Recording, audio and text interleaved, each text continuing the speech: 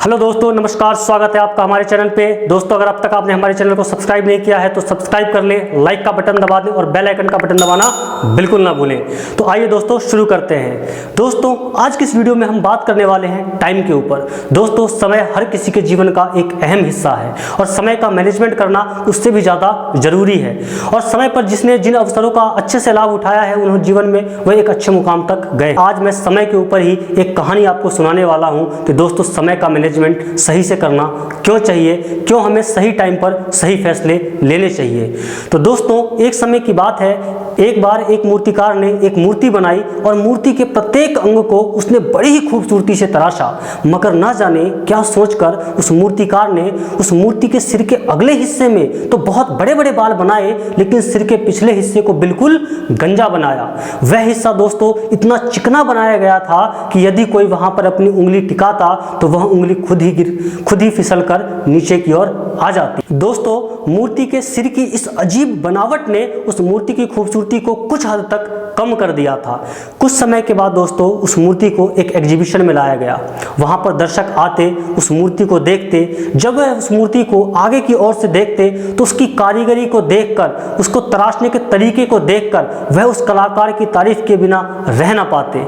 लेकिन वही दर्शक जब मूर्ति को पीछे की ओर से देखते तो वह देखकर एकदम से हैरान और परेशान हो जाते और उस हिस्से को वह देखकर उसे उस शिल्पकार के दिमाग का फितूर समझकर हंस भी देते।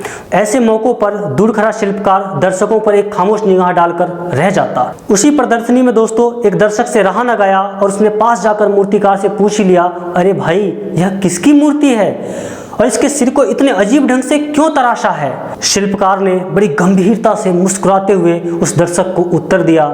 शिल्पकार ने कहा, दोस्त, यह वक्त की मूर्ति है। दर्शक ने हैरान होते हुए कहा, वक्त की मूर्ति? शिल्पकार ने कहा, जी हाँ, यह वक्त की मूर्ति है।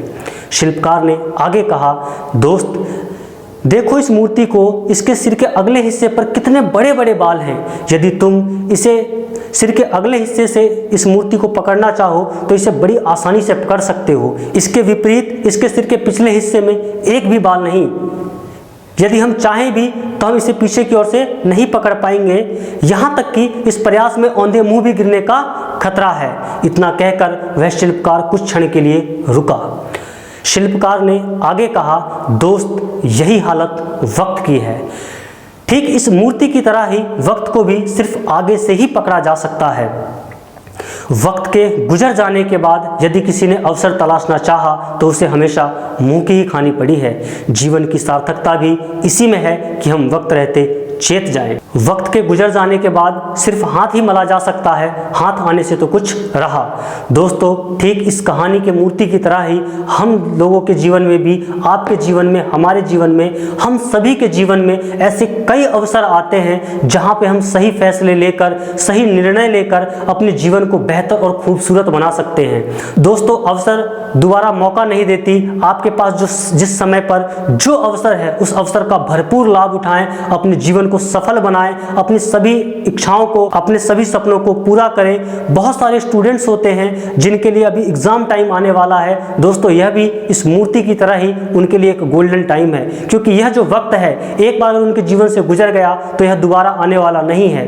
वह चाहे तो इस वक्त का सदुपयोग करके अपने लिए अच्छी से अच्छी तैयारी करके वह जाकर एग्जाम दे सकते हैं, अच्छे मार्क्स ला सकते हैं और अपने जीवन को सफल बना सकते हैं। उनके द्वारा लाए गए अच्छे मार्क्स उनके आने वाले भविष्य में एक अच्छा रोल प्ले करेंगे। तो दोस्तों, वक्त रहते चेत जाएं।